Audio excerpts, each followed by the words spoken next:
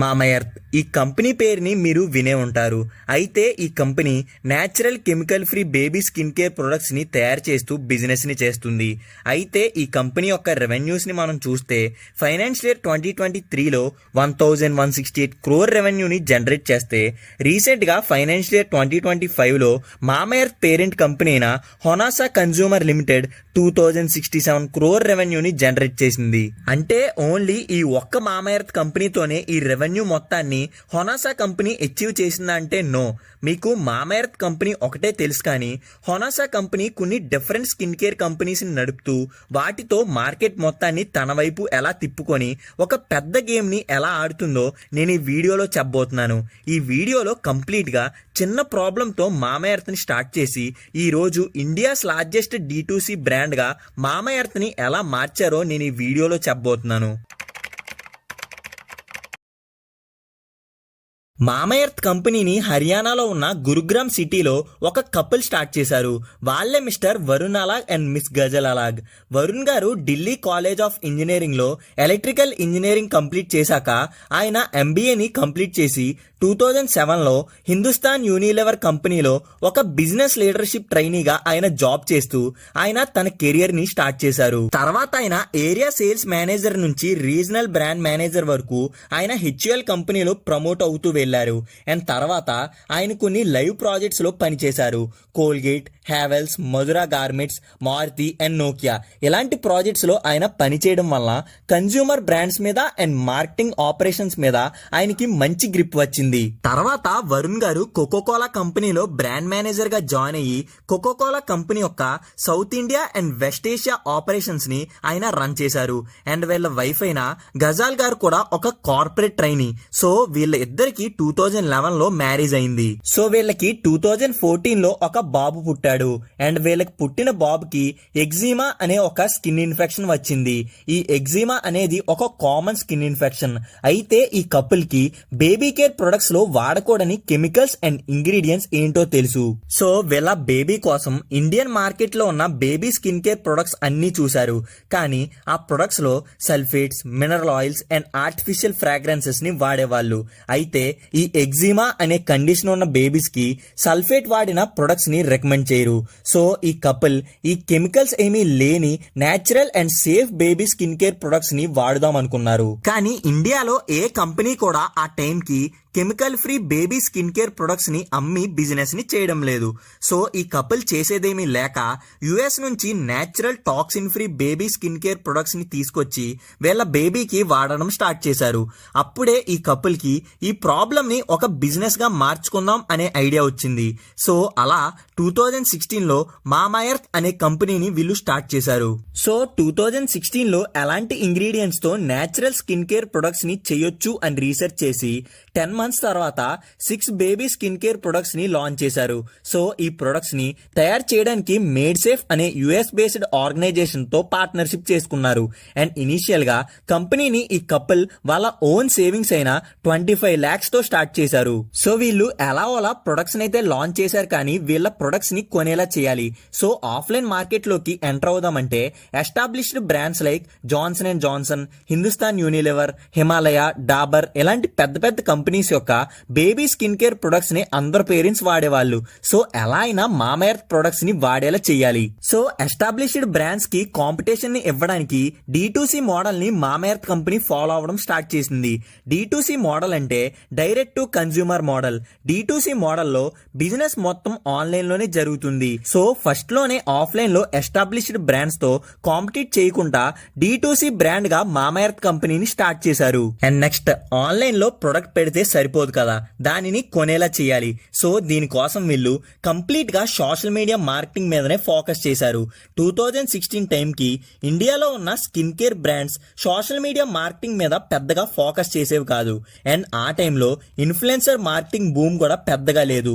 So ఈ social media marketing ని initial గా పర్ఫెక్ట్ గా యూజ్ చేసుకున్న కంపెనీ మామయర్త్నే. కానీ వీళ్ళకి స్టార్టింగ్ లోనే ఒక ప్రాబ్లం వచ్చింది. అదే gaining new mothers and new parents trust.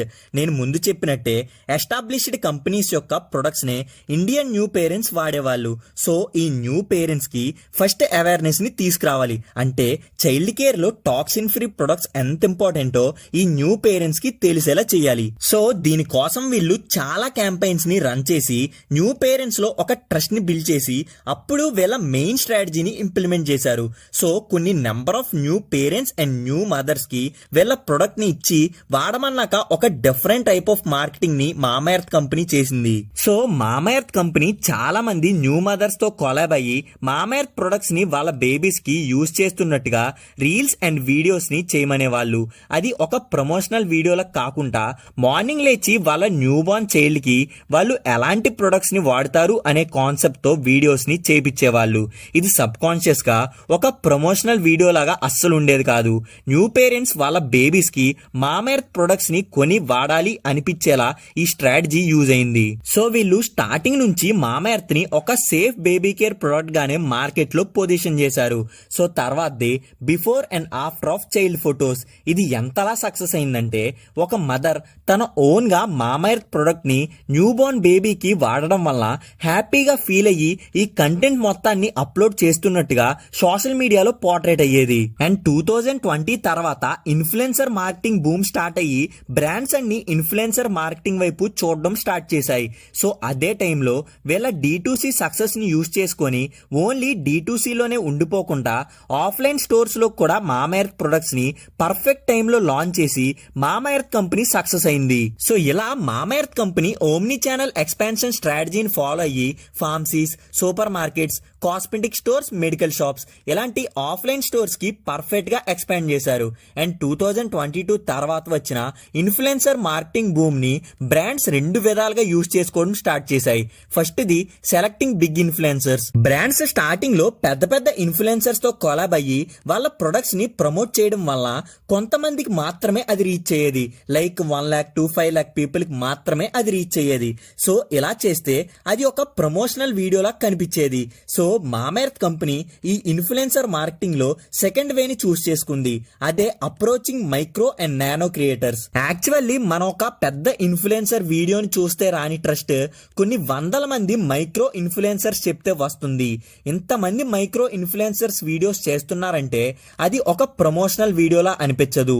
And ఈ ట్రస్ట్ మొత్తం సబ్ కాన్షియస్ గా మనకి తెలియకుండానే వీడియోని చూస్తున్న వాళ్ళకి బిల్డ్ అయిపోతుంది.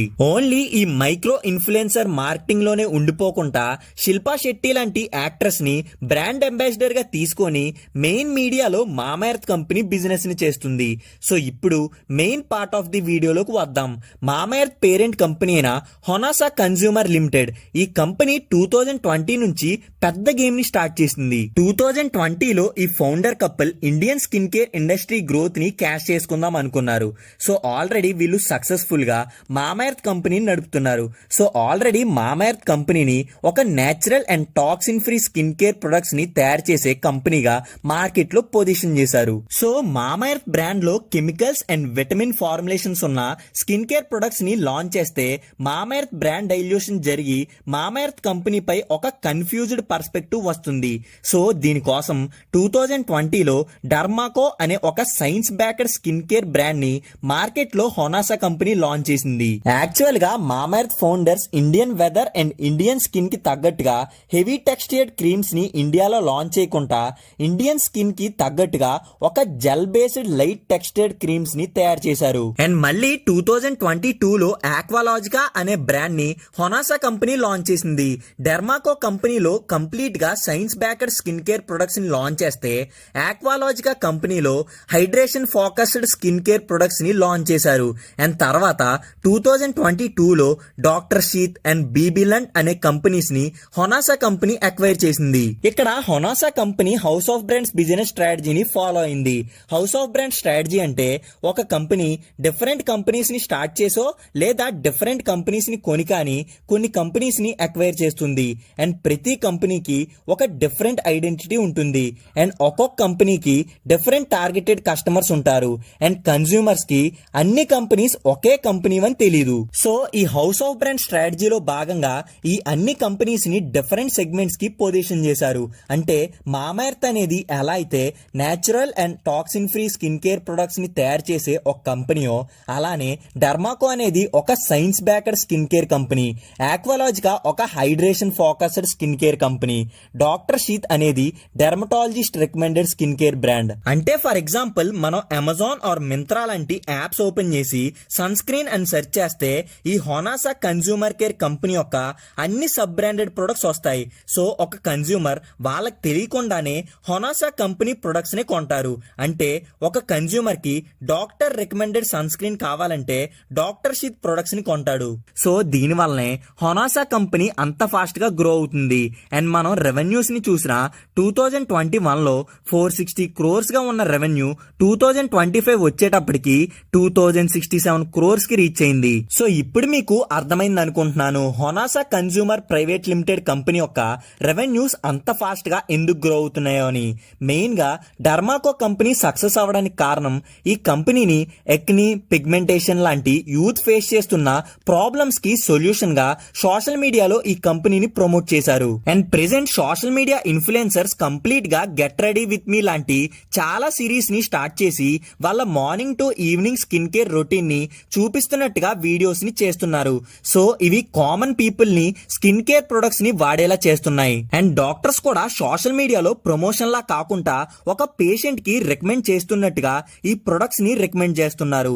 అండ్ రీసెంట్ గా హొనాసా కంపెనీ 2027 ఫస్ట్ క్వార్టర్ లో వాళ్ళ రెవెన్యూస్ డబుల్ డిజిట్ మార్జిన్ ని టచ్ చేసి 30% రెవెన్యూ గ్రోత్ ని ఎక్స్పెక్ట్ చేస్తున్నట్టుగా చెప్పారు. 2026 లో బోత్ ఆన్లైన్ అండ్ ఆఫ్లైన్ లో వీళ్ళ బిజినెస్ పర్ఫెక్ట్ గా గ్రో అవడం వల్ల ఈ రిజల్ట్ ని హొనాసా కంపెనీ ఎక్స్పెక్ట్ చేస్తున్నట్టుగా చెప్తుంది. సో 6 ప్రొడక్ట్స్ తో కంపెనీని స్టార్ట్ చేసి 140+ స్కిన్ కేర్ ప్రొడక్ట్స్ కి ఈ రోజు ఎక్స్పాండ్ చేశారు. ఇనీషియల్ గా 90 lakhs తో కంపెనీని స్టార్ట్ చేసి ఈ రోజు 13,000 crores కంపెనీగా హొనాసా కంపెనీని మార్చేశారు. So hope you like the video and thank you for watching.